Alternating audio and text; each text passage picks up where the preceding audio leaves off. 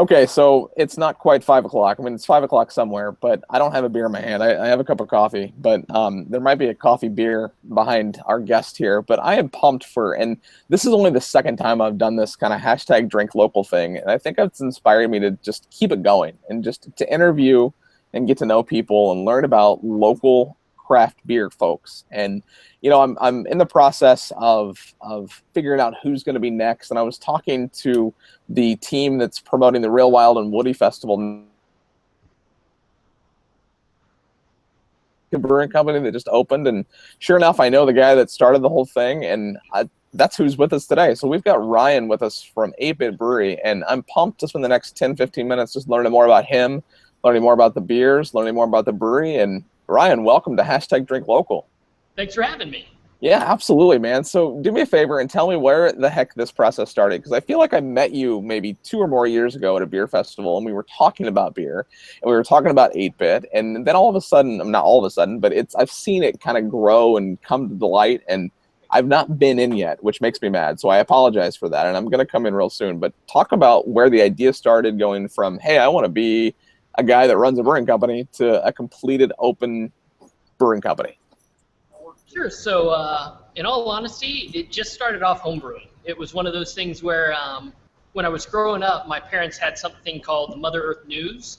And right when homebrewing became legal, they wrote an article on, hey, this is how you can actually brew your own beer. And I've still got the recipe at home, and I don't think I'm ever going to do it because it looks horrible. It's take sugar and throw bread yeast into it and show it a picture of wheat germ, and just, it looked awful.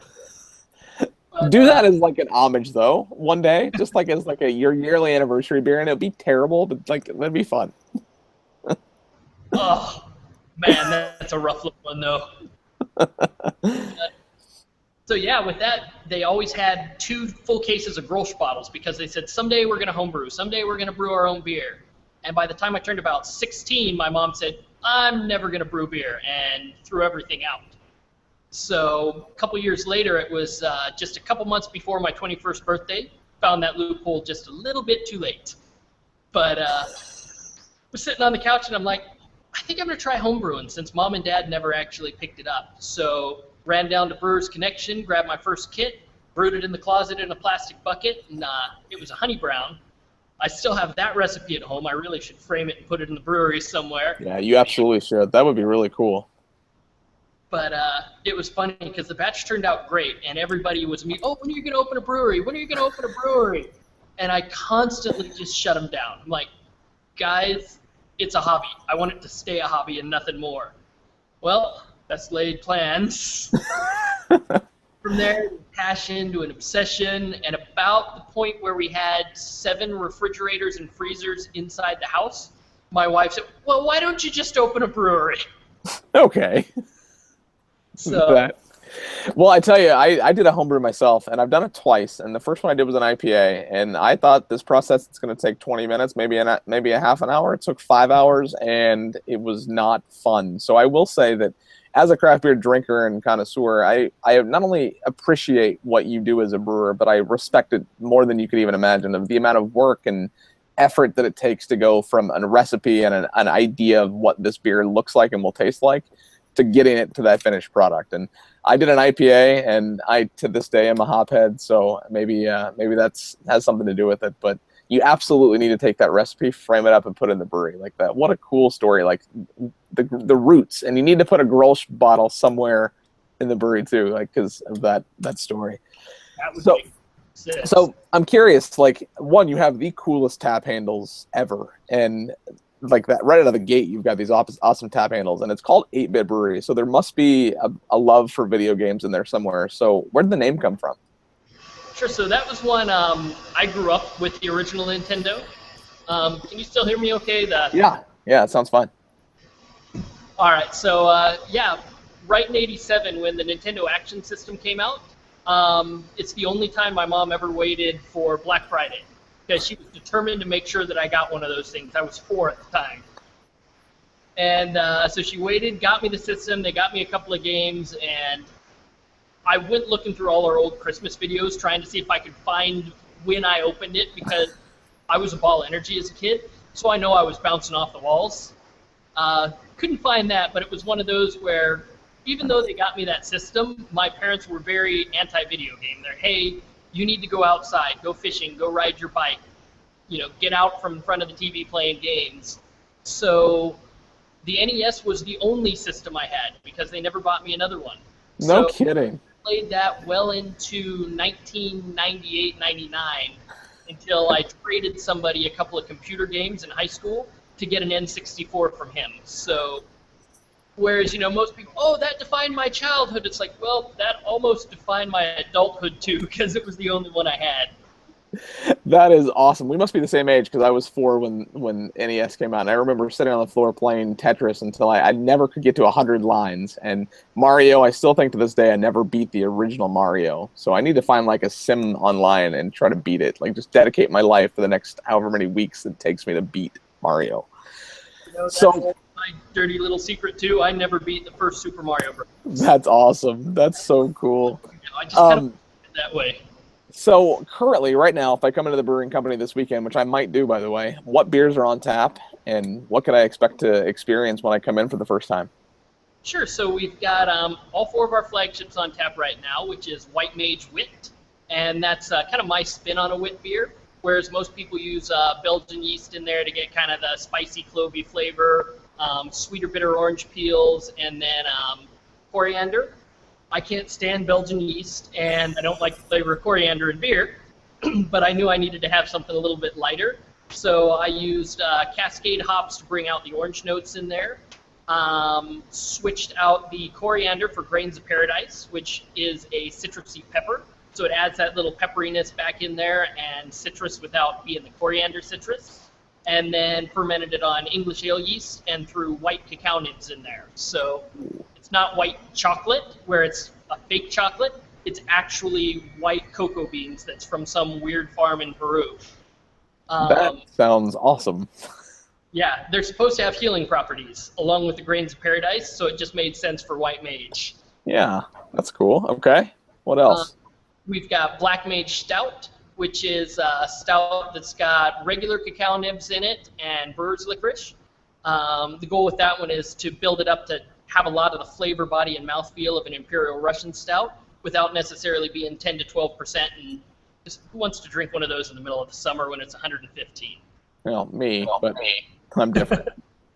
I wait till it's cold, and then that's just about all I drink. Yeah. Last 2 flagships, we've got Hopsassin's Creed Session IPA. Like Assassin's Creed? Yeah. One of the Assassin's Creeds. Yeah. So that's a really good one. That clocks in at 3.9%, and a lot of other brewers that have had it swear up and down it's at least 6%. So it's not your typical hop water session IPA. It's got a really good body and a lot of grapefruit hop flavors to it. The last one, if you're a hophead, will probably be your favorite. It's Legend of Zymer Double IPA. Clocks in at 9.1%, and it is your typical West Coast IPA, very, very tropical and citrusy. It's got a really high bitterness to it, but it's all hidden because of the way I use the hops. So it's a very smooth bitterness as opposed to the harsh bitterness that you'd have in something like an Arrogant Bastard. So as you're explaining that, I'm thinking Hop Stupid from Lagunitas, like it's 103 IBU, and it drinks like it's 60. Like it's just so smooth and well, very cool. I need to definitely get in. Do you guys do flights then? I assume of the beers, or how are you doing that? Yep, we do flights of the 4 flagships for $6 total, and then we've got some rotating taps. Like right now, we've got one of our beta beers on, which is just me kind of testing the market, and that's Extra Life Amber. It's got Phoenix hops in it, so kind of ties in the Phoenix down. And then a couple pints left of 1055's XOXO Coffee Stout. To celebrate SB 1030 passing, I went down to Eloy 3 separate times because of some miscommunications. And we met halfway and did a trade-off. JP, the owner of 1055, kind of helped get me my first into the professional brewing community and really helped move everything along a lot quicker. That's really cool. Well, that sounds like something I want to spend an afternoon or an evening doing, is drinking my way through those. So one of the things that I am going to be spending hopefully an afternoon doing is at the Real Wild and Woody next weekend. It's not your first, but kind of your first beer festival. I'm curious what you're taking to the Real Wild and Woody, and if you're looking forward to it, and kind of what we can expect from you next Saturday. Sure. So we didn't get open quite in time for me to really be able to do a good barrel-aged beer. There's ways you can simulate it with oak cubes, oak chips, spirals, a bunch of that sort of thing, but I just feel like it doesn't give quite the same flavor as actually aging it in one of the old barrels. So I didn't want to show up to a festival that nice with kind of phoned-in beer. So I went the cask route. So I've got 3 separate firkins where I took my flagships and did variants of it. I've got the White Mage Wit that's got honey and fresh lemongrass in it. Black Mage, which is the stout, and then I added extra cacao nibs and a coffee called Mexicali from Arbuckles down in Tucson. It simulates Mexican chocolate, so there's a lot of cinnamon, vanilla, and chocolate notes in the coffee as well. And then a batch of Legend Designer Double IPA with ruby red grapefruit and Belma hops in it. Wow, that sounds awesome. Like, just wow. Like, it's cool like to hear you talk about like the things you're throwing. Like, oh yeah, I got a wit. Okay, well, wit's got this and that in it. Well, no, your wit doesn't, and it's, man, that alone, just like that's the craft in craft beer and craft brewing. So that's very cool. So I know your tap handles are probably the coolest tap handles I've ever seen because I'm an NES. I grew up on, well, I had multiple systems, but I started with the NES. And I actually remember playing the Atari 1600 in my grandparents' basement, like playing Pong, thinking that was like, oh my God, this is like ping pong, and I'm playing it on the video game. So I go way back with video games. But I got to know, like, the names of the, like, the Extra Life, like, I mean, are all your beers going forward going to have a video game reference to them? Yeah, so our goal is for all of our, a lot of the beta beers are going to have the video game reference. All of our flagships will always have a video game reference. We break away from that sometimes with our seasonals. We do 2 seasonals every season, a mini boss and a boss beer. The mini boss is lower alcohol content. That's normally 5 to 7, whereas the boss beer is meant to be the big 10 to 12% bruiser. And the 2 beers always tie together somehow. So be it the same style of beer, some of the same ingredients, that sort of thing. But we break away from some of our naming conventions with those just because some of them are beers that I've been brewing well before I planned on doing 8-Bit Brewery, and it just didn't feel right to change out those names. That's mini boss and boss though. Like I'm immediately going to like different games in my past and like thinking like, oh yeah, he was a mini boss, but he was a boss. Yeah, that's so cool. And a really cool part about that is with the bosses, and we're probably 6 months out from getting this done, I've got sensors that are going to go inside the draft line that can tell how much beer is left in the keg. And what it's going to allow us to do is to actually project an animated 8-bit boss on a screen over the walk-in so that as people drink that beer, you'll literally fight the boss beer until you kill it off. That is the coolest thing I've heard all day. Like that alone. All right, we're done here because that's fantastic. What a cool idea. So I got to know, what is your favorite video game of past, present, and future? Like the game that defines you as what is obviously a gamer that goes all the way back to the NES. What's your favorite game? So I know my favorite game probably should be something off of the NES. Unfortunately, it's not. That's okay. There was a series that was on PlayStation for a while, and unfortunately it's moved on to the Nintendo now. It's called Monster Hunter. And it's a huge series. You pretty much go and hunt down different dragons and dinosaurs and things that look like they came straight out of when dinosaurs ruled the earth, that sort of thing. And I would say between all of those games, I probably easily invested 700 to 1,000 hours. That's all? That is really cool. Well, hey, I can't thank you enough for taking some time out of your day to sit down and talk a little bit about 8-Bit. I interview people in the golf business, and I do it in music, and it's cool to be able to introduce beer interviews and get to know people in craft beer. So I always give the artist, and as a craft brewer, you are an artist, the last words. So tell me why I need to come to 8-Bit and what makes your beer so much more special than maybe the guy next door. Sure. Sell me 8-Bit. It's not just the beer that really makes us special. There's a lot of really good beer out there. We're new and by no means making the best beer out there. I feel like we make really good beer. The main reason to come here is for the environment. So it's one of those things that's constantly growing and changing, and we've got 8-bit artwork all over the walls. We've got 8-bit music that plays throughout the entire tasting room the entire time, and our goal is to really let people make the brewery their own. So it's not surprising to see people sitting down at a table playing Magic the Gathering. People bring in their own TVs, since we don't have them yet. They'll actually lug in their own flat screen TV and game systems, set up and play games for hours. All kinds of different geeky board games. We haven't had D&D yet, but I know it's coming. Oh, it's coming.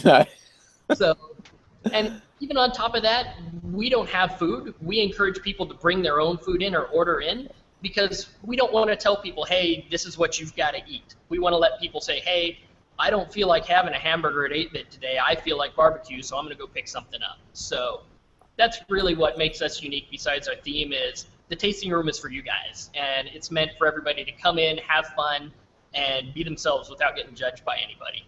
Dude, that is so awesome. Well, I can't wait to get in there and see it. I can't wait to see Real Wild and Woody, and I am really pumped to get in there. I mean, I'm not bringing my TV, I don't think, but I might grab a barbecue sandwich. So thank you for all that you're doing. Keep doing it. Keep making good beer, and I am so pumped to get in there and try it. So as another, and there's not really a theme to the end of these drink locals, because this is only the second one, but I am really pumped to have this as now something that I'm going to start doing going forward, and I'm glad that you were able to join it. And it only seems appropriate that at the end, and I wish I had one with me, was to raise a glass and say cheers, but I'm just going to have to say it. Cheers.